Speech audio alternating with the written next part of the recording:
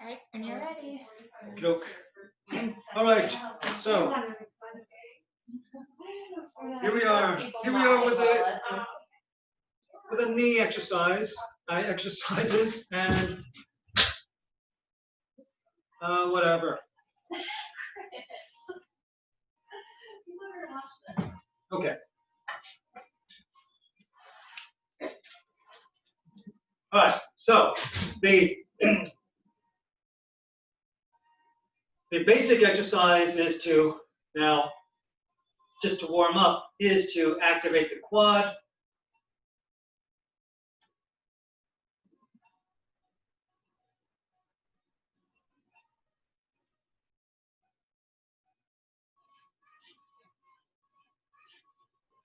Okay. The quadriceps muscle, the quad for short, straightens the knee. As you do this, you can be in a regular chair. As you straighten the knee, you can feel the quad activate. You want to feel it activate. You can even touch it and feel it tighten underneath your fingers, so that even the touching, feeling it tighten under your fingers, helps to connect your brain to the quad. It helps to form a connection with the quad.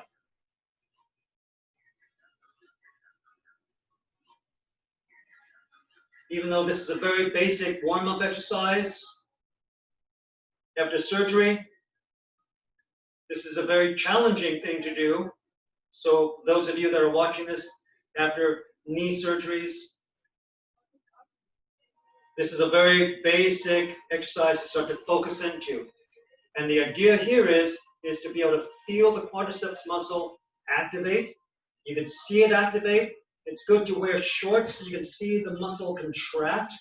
So visually you see it contracting. You can touch and lightly touch the front thigh. So you can feel the quadriceps tighten and activate. You want to actually make that happen, tighten the quad. You can feel it. If you feel stretching behind the thigh, that's your hamstring stretching as you straighten the knee, and that's fine, okay? Go to your tolerance. Those of you that have been watching these videos, you know I'm all about exercise alignment through the rest of your body. So remember the 1, 2, 3, 4. 1 being the back of the neck, gently lifting, and as if you're pressing against a pillow, you're lying down and pressing the back of the neck into a pillow, not the skull, pressing back, the back of the neck, pressing back. So you're elongating the neck spine, the cervical spine, okay? 2, and you don't have to work that hard at it. You just want to gently promote that and maintain that even as you do your quad exercises, or any other knee exercise for that matter. You want to elongate that neck. The neck gently presses back into the pillow. 2, the shoulder blades. The shoulder blades, not the arm. The shoulder blades gently roll forward. Sorry, roll back. 3, the abdominals around the belly button. They gently pull in. They gently pull in. Okay. And then 4, promote breathing. Where my hands are, just below the rib cage, is the diaphragm muscle, the primary breathing muscle. And you want to promote breathing there, as opposed to breathing up here, into the neck, or into the upper shoulders. You actually want to erase that. You want to breathe, drop your breathing into the diaphragm breathing muscle, the primary number 1 breathing muscle, where my hands are. So 1, 2, 3, and 4. Then you maintain that as you do any exercise, in this case, quad exercise. But even if you do arm exercises, you want to promote the 1, 2, 3, 4. Hand exercises, even hand exercises, promote the 1, 2, 3, 4. The whole body thrives on good alignment. musculature is better balanced and it's more efficient when you promote a better alignment. And the 1, 2, 3, 4 helps to do that. Getting back to the knee, you can see the quadricep muscle activate. You can feel it activate. You notice my knee isn't getting as straight as possible. I feel my hamstring stretching, and that's okay. Yep, good. It's just kind of a warm-up, if you're well past this, to activate and get in touch with your inner quad. Hamstrings. If you're sitting, then what you do is you press your heel down into the floor as if you're trying to drag your foot, underneath you, so your knee is bending. So you're pressing into the floor, and you can feel the back of the thigh, the hamstrings activate. Again, you can lean over and touch the back of your thigh. You can feel the hamstrings activate. You're digging in. It's even easier if you're sitting down all the way.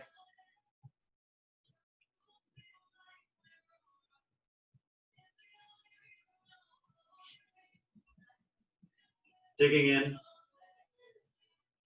Hamstrings activating. I'm still maintaining.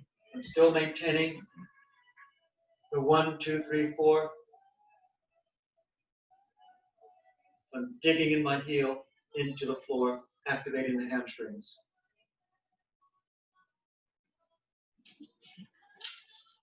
For us, that's just a warm-up. And then, you know, I love this belt exercise because it's all about promoting the weight-bearing line. And the weight-bearing line is when you put your weight onto your leg, you want to promote a straight line as closely as possible to a straight line from the front of the hip right on down to the top of your foot, where the arch would be, the height of the arch right there, and right there across that foot is the center of the foot. So that line from the front of the hip down to the top of the foot should line up, and that knee should line up along that line. That's to the inside of the line, the weight-bearing line. Now it's along the same line. If I go too far out, from hip to the top of the foot, now my knee's to the outside, and that's not on the weight-bearing line. I have to bring it in. Overall, it should look like, as much as possible, like a straight line. If you can imagine that down to the top of your foot, where the height of the arch would be. Okay. And the pressing out, most people, they tend to roll in, creating problems for the knee, weakening the hip, rolling in the arch. So we want to promote pressing out so that you can achieve the weight-bearing line. You can feel the hip muscles that help you to do that. You can feel the arch lift up within the foot to help support the knee from below. The hip muscles that you're using to press out against this belt promotes the creation of the weight-bearing line. The arch from below and the hip muscle activating from above to support the knee. Okay, so we're all about that. For those of you that have a difficulty creating a straight line, what you want to do is get as close to the line as possible. Say you only get that far. And then strengthen the muscle that way so that at least the muscle gets strong enough and you become aware that you don't want that to progress. Okay, so those of you that can't get the weight-bearing line straight, get it as close to straight as possible and work on maintaining that so that you don't keep giving in. That's what happens with a lot of people. So we want to learn to maintain that line.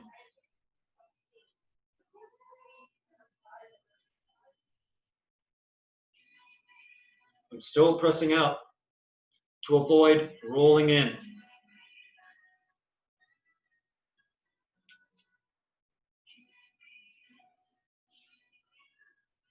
I have this cinched in all the way, by the way.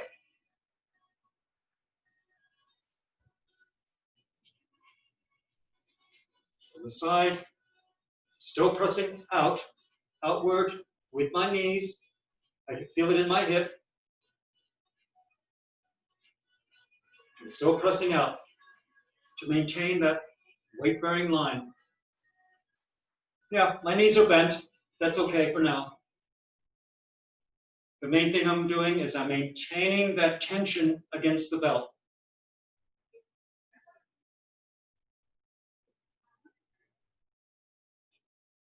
The whole point is to maintain the tension against the belt so that I'm maintaining this weight-bearing line.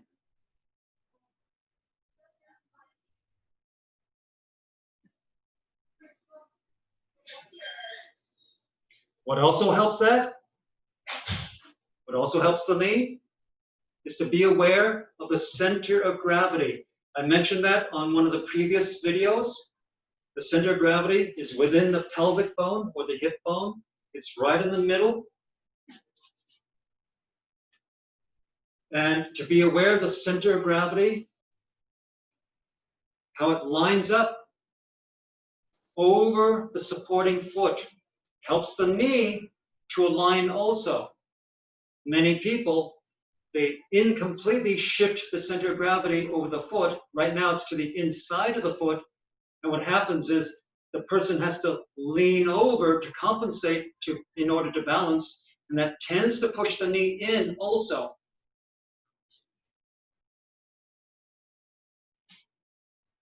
So to prevent that, you want to promote your awareness of your center of gravity and how it moves over the supporting foot. If I go wider, sideways, here's a center of gravity, and it's moving over the supporting foot. I'm still pressing out, by the way, so I'm not giving in. Oops, there goes the belt. Okay. Yep. I'm still maintaining my 1, 2, 3, 4, by the way. The center of gravity goes over the foot, and you can balance and lift the other foot.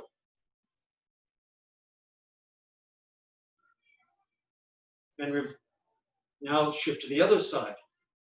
Still pressing out, by the way.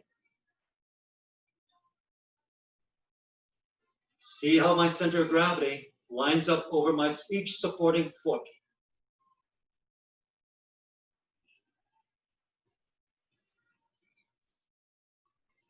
And that's very good for the knee also.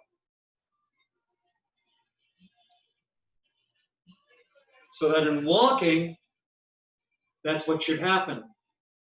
You see people walking like this, it tends to rock the knee back and forth. And we don't want that. We want that knee to not rock. Be stable. It can bend, flex, it can extend or straighten, but we don't want it to rock or wobble. Hence, we want to press out just far enough to create the weight-bearing line from hip to the top of the foot where the arch would be. And that knee lines up with that line.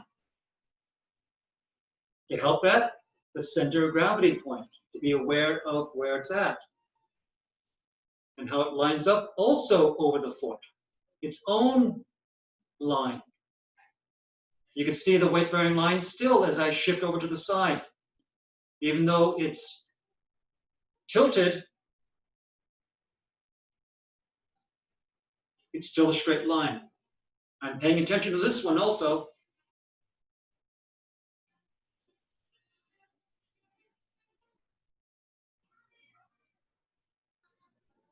So side to side motion. Maintaining the hip, knee, foot line, that weight bearing line, and being aware of how my center of gravity point lines up over each supporting foot.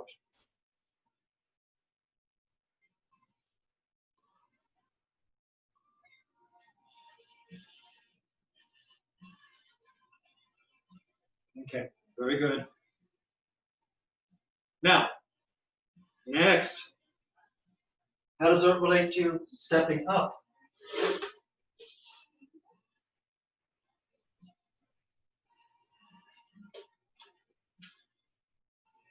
I'm doing this unconsciously. You can see the 1, 2, 3, 4. You can see how I'm bending. I'm actually still pressing out against the belt. How does it relate now to standing onto a step? I'm still pressing out. Now, this step is a little too high for how much I have this cinched. I'll let it out a little bit.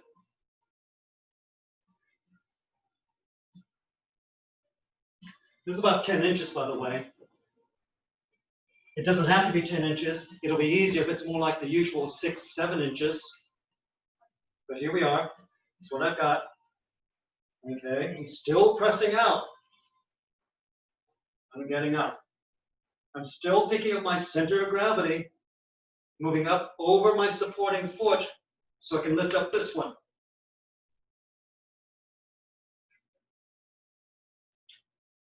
I'll turn this around.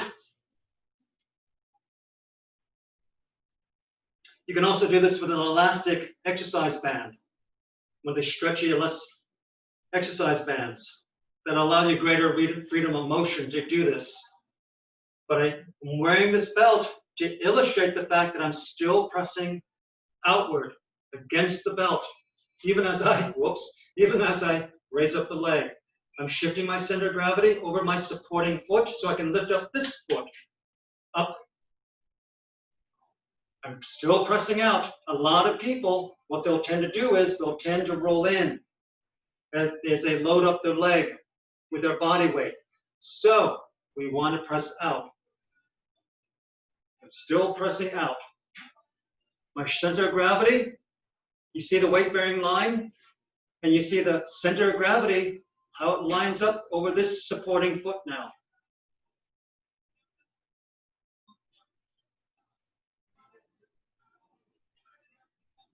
Stepping down, pressing out.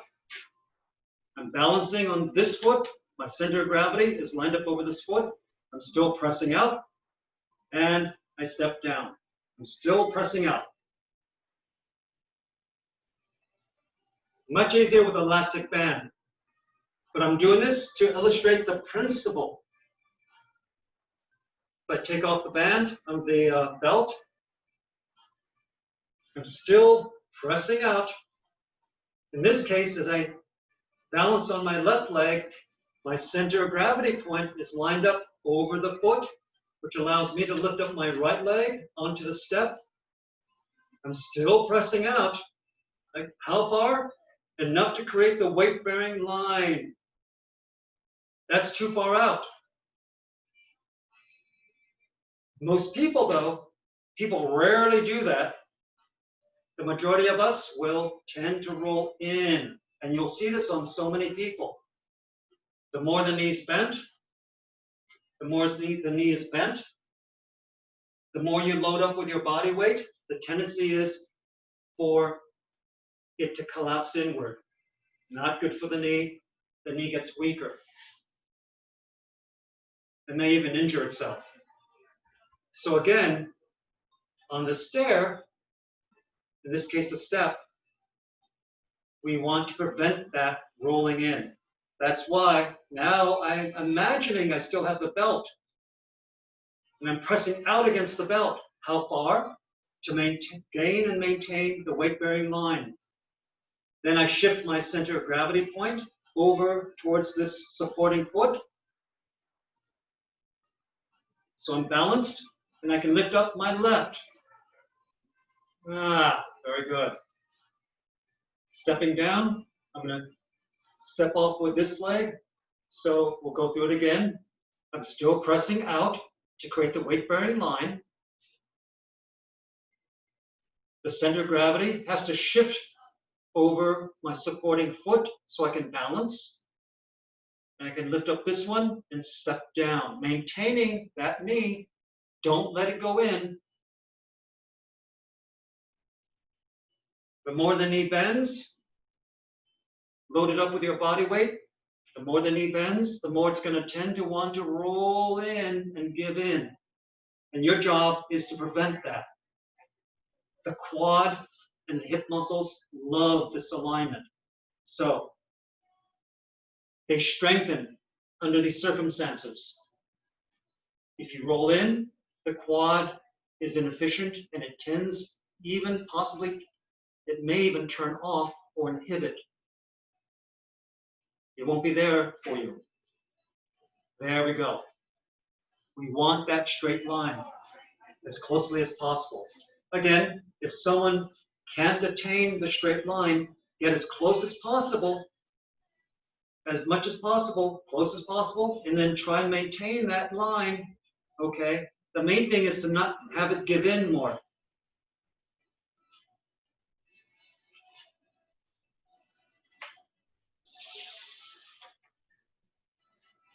So now, we've done that in previous episodes, so now the same concepts to crossing over.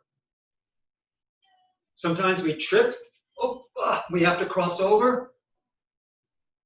It's the same principle, and you want to get used to it. You want to train yourself to be able to apply the same principles to stay strong and to get stronger. So if you can imagine the belt still around my knees, even though this is an awkward looking ballet position maybe, right? Or Texas line dancing. All right, I'm still maintaining the weight-bearing line. No longer, I'm off. You see that crooked, almost like a shallow V. Ah, that line. Okay. This one is still doing it too. I don't want to roll in either. I can illustrate by putting on the belt again. Crossing over, it gets a little awkward with using an inelastic belt, but you'll get the idea. I have to tighten it up.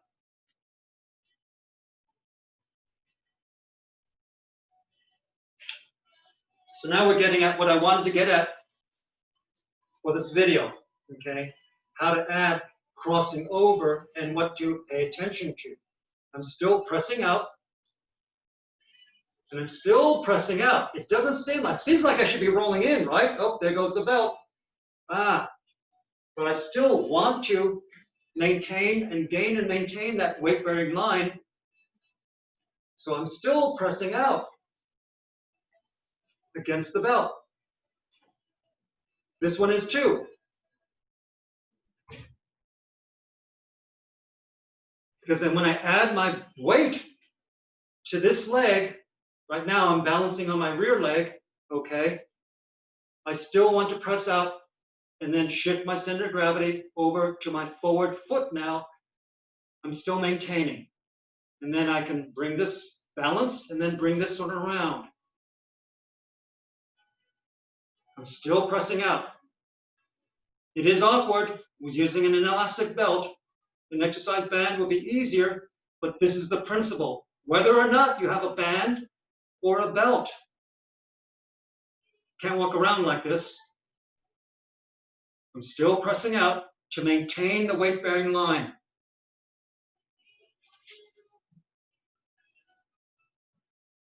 So, crossovers.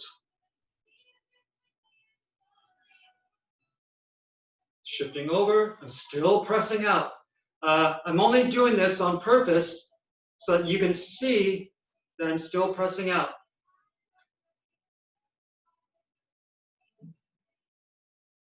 The center of gravity lines up over my forward foot. When I'm balanced on that, over that forward foot, I can lift up my rear foot. I'm still pressing out. Coming around, still pressing out to create that line. The muscles of the hip that you developed using the belt helps you to gain and maintain that line. Center of gravity point. Center of gravity point.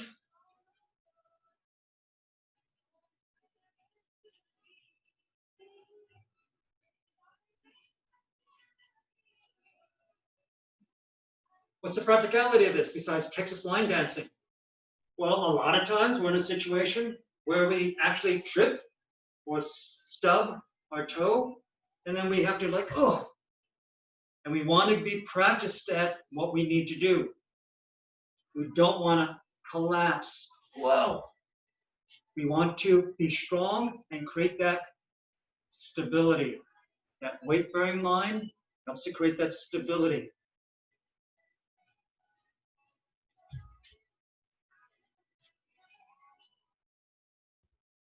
As you get better with this, practicing, you can actually pretend you're falling and learning to hold and stop yourself. The ability to stop and not keep giving in and therefore falling.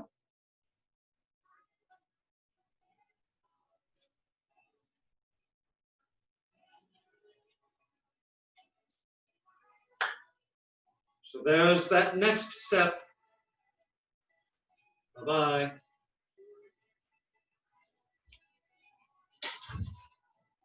Amanda, how do I stop this?